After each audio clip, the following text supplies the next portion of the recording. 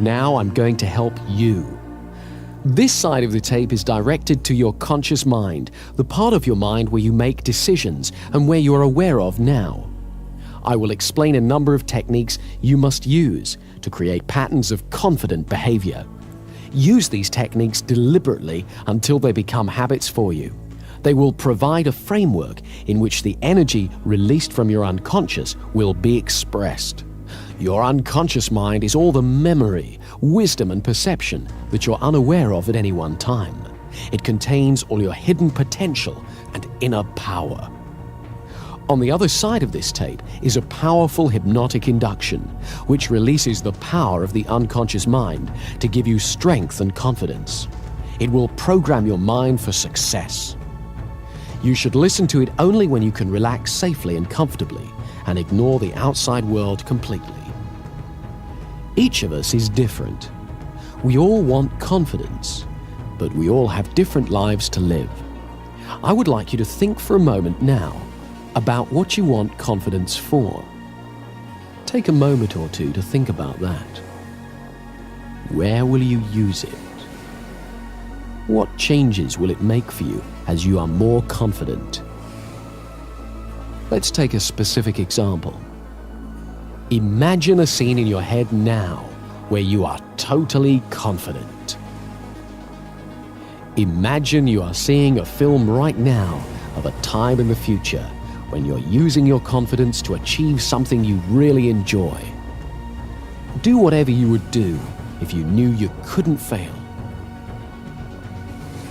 Just sit back now and watch yourself achieving excellence. Notice how you look, the expression on your face, the light in your eyes. Notice the life, the grace, and the elegance in your movements. Let the camera of your mind move all around the scene and replay it as slowly or as fast as you wish, as many times as you wish, so that you become fully acquainted with every aspect of your presence during a moment of successful achievement. Notice how you're sitting or standing, your expression, and your movement that lets you know that this is a moment of great success. The concentration or happiness on your face, the grace, ease, or commitment of your movements, the sense of mastery. And pay attention here to the sensations in your body, and notice how your body responds to your imagination. Your body responds to all the pictures that are conjured up in your mind, deliberately or accidentally, in exactly the same way. Now, you are going to use this responsiveness. As you continue to visualize this time of confidence, and as you feel the pleasure and power of it, gently and precisely press together the finger and thumb of one hand. Doesn't matter which hand, just do it. Whenever you want confidence, whenever you need to be reminded of your powerful positive potential, repeat that exact same pressure with your finger and thumb, and recall this picture vividly and clearly to stimulate you to be fully in your own power and confidence again. By repeating this gesture every time you think of this image and feel these confident feelings, you are creating an association that will allow you to bring these feelings back whenever you want them. Don't underestimate the power of your mind here. Do this simple but powerful exercise and you'll find it gets easier and easier and more powerful every time. You see, the human mind works by association. When we've experienced two things together for a little while, one will automatically remind us of the other. This associational linking is very powerful. For example, I like traveling, so whenever I go to the airport, I feel that excitement, even if I'm just going to pick someone up. The rule is, repetition is the mother of success. So let's just repeat this mental visualization. Remind yourself of that picture of you being successful and confident. It doesn't matter if it's not very clear at first. Each time you do it, it'll improve. Home in on the part of it that makes you feel best. Magnify that part. Make it bigger, brighter, louder, bolder, brilliant, richer in your mind. Really feel it within you and around you. And when that confidence is at its peak, press your finger and thumb together again in exactly the same way as you did before. And say to yourself, I am confident. And then relax. You are making that finger and thumb pressure into a signal to your unconscious mind to call up that feeling of confidence and power within you.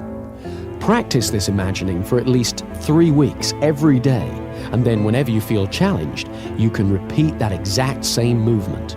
Concentrate for a few moments and access your inner state of confidence. Do it 21 times in a row. Olympic athletes the world over have used exactly this technique to prepare to win their competitions. Now you can use it. You see, we're all born with confidence. Babies are confident. They cry and they expect to be fed. They explore and they have no fear. We all have the ability to regain the confidence we are born with. And one of the main things we have to do, which is ridiculously simple, is just to make room for confidence.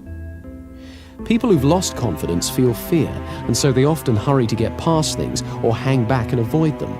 They speak too little or too fast. And when they feel awkward because they're doing these things, they have a tendency to do them even more. To let ourselves feel confident, we need 2 simple qualities: patience and flexible thinking. A few years ago, I was giving a presentation at a conference. I was on a panel with 2 other speakers, and while they spoke, I was really enjoying relaxing and being a member of the audience. And so it came as a bit of a shock to me when I was called to speak. I went to the rostrum and looked out and saw a huge room full of people looking at me. All of a sudden, I felt my stomach tighten and my hands went clammy and started to tremble. I was very surprised because I'm used to appearing in public, so I wasn't expecting to feel anything like that. So what I did was nothing. I just stood there and I noticed my feelings. First of all, I noticed my breathing, and I got used to standing where I was. I thought for a moment about what I was going to say and how much I believed in it, and I accepted that my body was excited. I was excited. I didn't have to call it stage fright or lack of confidence. I was excited. And that added a spark to my presentation. Then, when I felt ready to speak, I began. Now, this was a fairly simple little incident, but it shows 3 things. Firstly, you never know when you're going to be surprised, because I had no idea I was going to feel anything like that when I stood up. Secondly, it reminded me of the value of patience. I simply took my time to notice what I felt and got used to it. I didn't rush away from my feelings by diving straight into my presentation in a terrible rush. And when I acknowledged how I felt, it wasn't overwhelming. It helped to notice my breathing and to let that be calm as well. Thirdly, I reminded myself that the feeling I felt wasn't good or bad. It was just what I felt. And I could choose to call it fear or stage fright or eagerness or excitement. And I chose to call it excitement. I was reminded of this when I was sent a tape of my presentation, and I heard the pause before I started to speak. That was the pause I took to make room for my confidence. There are lots of ways you can make room for confidence in your life. In conversations, we can practice confident listening. Confident listening is allowing yourself to concentrate fully on the other person's speech. It means that rather than preparing what I'm going to say, I really listen to you. And so often when I listen well, what I need to say, and when it's okay to say nothing, becomes much clearer. When I hear the rhythm of the conversation, I discover that there are plenty of times when silence is appropriate. By listening with patience, I make room for confidence in my conversations. The same is true with actions and feelings. Patience makes room for confidence. Turn your attention outward to the world while acknowledging what you feel. But don't judge or compare or worry. Stay curious. Don't judge yourself or others. Often you don't have to do half as much as you were worried about when you lacked confidence. And when it's time to act, what you have to do is clear and simple. We all use habits a great deal in our life. Some habits help our confidence, others don't. So to increase our confidence, we have to amplify the habits that assist us and eliminate those that don't. Much of our thinking is habitual. It happens all by itself and is just a string of associations. Mostly, we tend to be absorbed in a task or an interest, or afloat on the river of automatic thinking. However, we can affect it. With a little effort, we can redirect our attention. It turns out that associational thinking is very powerful, so this effort has to be made over and over again. At first, it's quite unnerving to discover how easily we can be distracted. But if we repeat the effort over and over again, we gradually find that we affect our patterns of association and also increase our powers of concentration. There's one very important way we need to make this effort. Nowadays, the atmosphere of ideas in which we live is very busy. Messages bombard us from all sides, and not all of them are very healthy. On television and radio, we're asked to buy far more than we can afford, and the news is always full of doom and disaster. To protect ourselves, we learn to ignore a great deal of it so that we're not overwhelmed. But unfortunately, we can also inadvertently ignore the beauty and blessings of life as well. So we must learn to be selective and to reinforce the positive, beautiful messages in our lives so that we nourish the positive and beautiful in ourselves. As we pay attention to the goodness in the outside world, we strengthen it within ourselves. It's also useful to phrase things positively, to use optimistic language whenever possible. I don't mean that we should ignore difficulties or problems, but that we should always look towards the solution, not the negativity. If we use positive words to ourselves and others, we're more likely to receive positive words and messages from them. Try to avoid putting people down or putting yourself down. If you want, you can make a game of cleaning up your language. Do it by yourself or with a friend. Watch out for negative phrases like, I can't, or I shouldn't, or I'll never, or I'm just not very good, or starting sentences with but or no. Whenever you hear yourself or a friend use a phrase like that, stop and rephrase it in positive terms. For example, instead of I can't do such and such, use I can learn how to do such and such, or I haven't learned to do such and such yet. There's no fixed meaning in life except the meaning that we bring to it. So let's make your life brighter by looking at things that you've got going for you. Positive thinking becomes a self-fulfilling prophecy. Every time we pay attention to something, we energize its presence within us. If we pay attention to negative thoughts, we just make them stronger. So they crop up more and more often.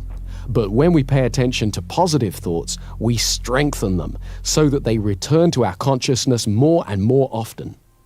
Whatever you pay attention to returns to your awareness more and more frequently.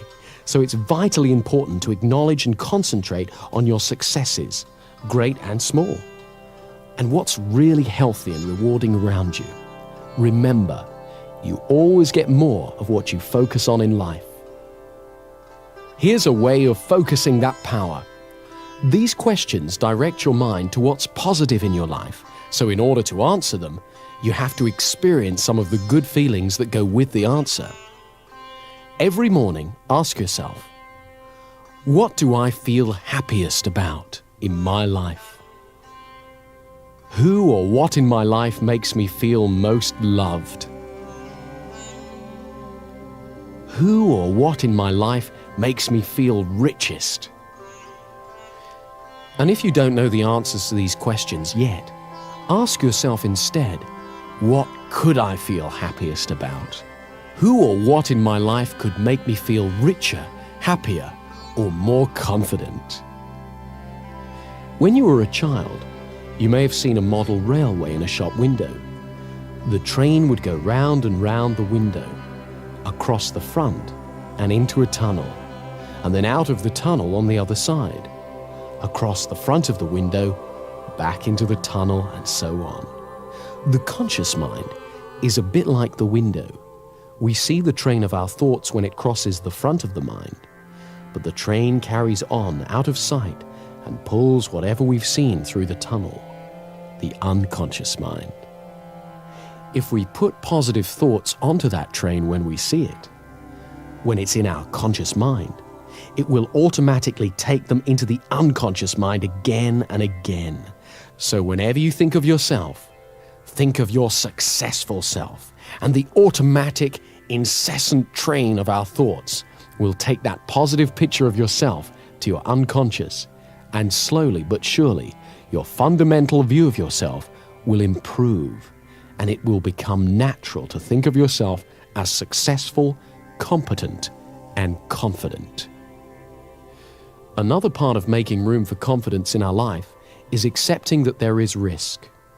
This may sound odd at first. After all, we often wish that we had so much confidence that we could avoid risk. But confidence isn't knowledge. If we know we can do something, we don't need confidence. We can just do it.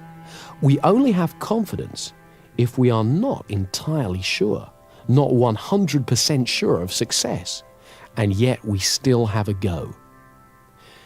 That's the essence of confidence. When there's no risk, there's only certainty. Confidence only comes when there's risk. So we must embrace the risk, recognize it, and realize that it has a place in your life.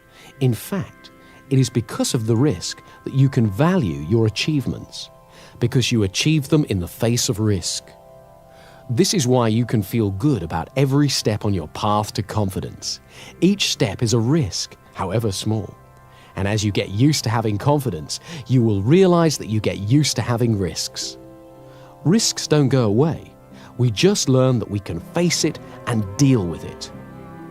And as we do so, we become more powerful. We learn we can achieve our goals, and we become more confident. Let me show you one more thing that increases your confidence, and it's great fun as well. Think of somebody now with whom you don't feel confident. Imagine them walking in your front door. And imagine they've got a red clown's nose on their face and an orange wig on their head. Or shrink them so they're about 12 inches tall. And call to mind the way they talk. If, for example, it's an authoritarian sort of voice, "You stupid, useless person." Make them sound like Mickey Mouse. "You stupid, useless person." Make them have a sexy voice. "You stupid, useless person." Really enjoy making them as ridiculous as you want and get used to this way of seeing them, even when you meet them face to face. You'll find it's great fun, and it really changes how you deal with them. It's very empowering and enjoyable to look forward to the success in our future, and the more we get used to it, the more it happens. I'd like you to close your eyes now and fantasize how things would be in an ideal world. Imagine your dreams have come true. You're doing exactly what you want to do. All around you, you can see exactly what you'd like to see. Everything you hear is perfect, and you enjoy what you feel. And as you do this, where in your body does it feel best of all? Locate the feeling and give it a color. Imagine that color glowing there within you. Now, begin to move that color all over your body and spread that fantastic feeling throughout you. Let it permeate your body. Notice how wonderful you can feel just by using your mind like this. Make sure it's around your legs and feet, stomach, chest, shoulders, arms, hands and fingers, neck and face. Make it truly brilliant. Turn up the brightness, feeling joy and energy surging within you. Now double the intensity of that color again and keep that feeling within you. Wonderful, brilliant, bright, fantastic. When you feel good and happy, your non-verbal communications put you in tune with good and happy people. and help other people feel good too, so you create a warm, friendly atmosphere. With this simple exercise, you can actually affect all the world around you.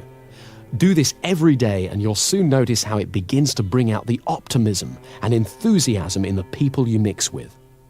Remember, happiness and excitement are contagious. So you're going to direct your attention away from comparison with others, away from the barrage of advertising which plays upon fears and insecurities, and away from negative judgments, and steer it towards a positive appreciation of the world and people around you. This inner glow will help you do that. Finally, remember to walk tall. When you've finished using this tape, get up and hold your head up in a comfortable, relaxed position on your shoulders. Let your spine support you. Imagine that a golden thread runs vertically up through your spine and straight up to the sky, and that thread supports you. Let yourself relax, safely held by that thread. This relaxed, upright stance is the natural position of confidence, and it will soon be as natural to you as breathing. So enjoy it. And to give you a rock-solid foundation for your confidence and power, use the hypnotic induction on the other side of this tape every day for 3 weeks, and as often as you want thereafter. Side 2 is a powerful hypnotic induction that will reinforce all the work you've done on this side and will boost confidence at every level of your mind.